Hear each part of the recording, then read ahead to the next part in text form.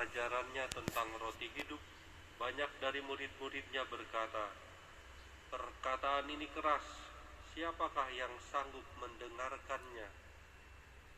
Yesus dalam hatinya tahu bahwa murid-muridnya bersungut-sungut tentang hal itu. Maka berkatalah ia kepada mereka, "Adakah perkataan itu menggoncangkan imanmu? Lalu bagaimanakah jikalau kamu melihat Anak Manusia naik ke tempat di mana ia sebelumnya berada? Rohlah yang memberi hidup, daging sama sekali tidak berguna. Perkataan-perkataan yang kukatakan kepadamu adalah roh dan hidup, tetapi di antaramu ada yang tidak percaya." Sebab Yesus tahu dari semula siapa yang tidak percaya dan siapa yang akan menyerahkan dia. Lalu ia berkata, "Sebab itu telah kukatakan kepada kamu, tidak ada seorang pun dapat datang kepadaku kalau Bapa tidak mengaruniakannya kepadanya."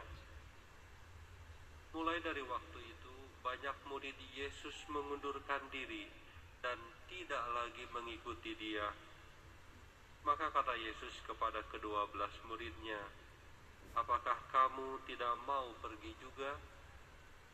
Jawab Simon Petrus kepadanya, "Tuhan, kepada siapakah kami akan pergi?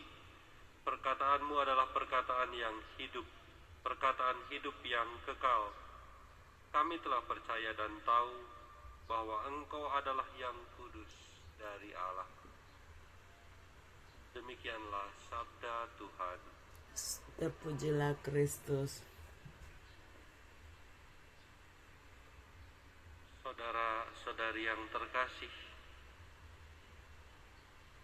kalau hati sudah terpaut, maka kata-kata keras pun tidak akan menggoncangkan lagi. Begitulah banyak murid yang meninggalkan Yesus karena kata-kata Tuhan itu dianggap keras. Keras dalam arti tidak masuk secara nalar bagi mereka, karena mereka menerima itu secara nalar belaka tanpa membuka pintu hatinya. Maka apa yang dikatakan Yesus itu dianggapnya keras dan mereka pergi. Tetapi yang sudah kadrung jatuh hati, mereka yang sudah terpikat hatinya seperti Petrus, maka mereka akan tetap setia. Dan buah dari kesetiaan itu adalah bersatu dengan Yesus sendiri, yang setiap sabdanya seperti roti yang mengubah, yang menguatkan dan menghidupkan kita semua. Saudara-saudariku yang terkasih, Santa Katarina tidak menemukan sedikit pun bahwa kata-kata Yesus itu keras. Baginya, seluruh sabda Tuhan itu lembut, menyegarkan, membawa kedamaian. Ia mengalami kerasnya hidup justru bukan dari setiap sabda yang ia baca, yang ia dengarkan, namun justru ia menemukan yang keras itu bukan sabda Tuhan, melainkan hidup itu sendiri. Santa Katarina seperti juga mungkin dari kita mengalami betapa kerasnya hidup.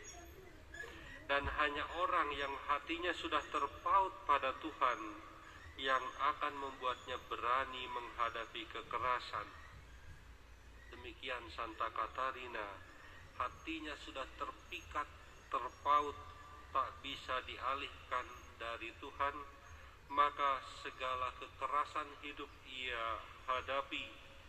Bahkan ia berani menghadapi kekerasan antara kerajaan dengan kerajaan, dan bahkan antara kerajaan dengan gereja pada masanya.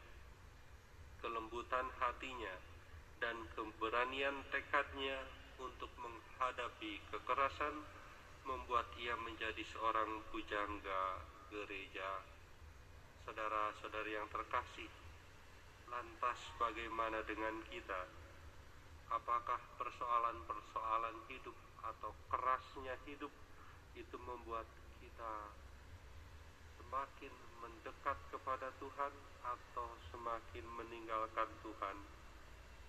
Apakah kita mencari dan menemukan kedamaian dari setiap sabda Tuhan, atau justru mengabaikan itu semua?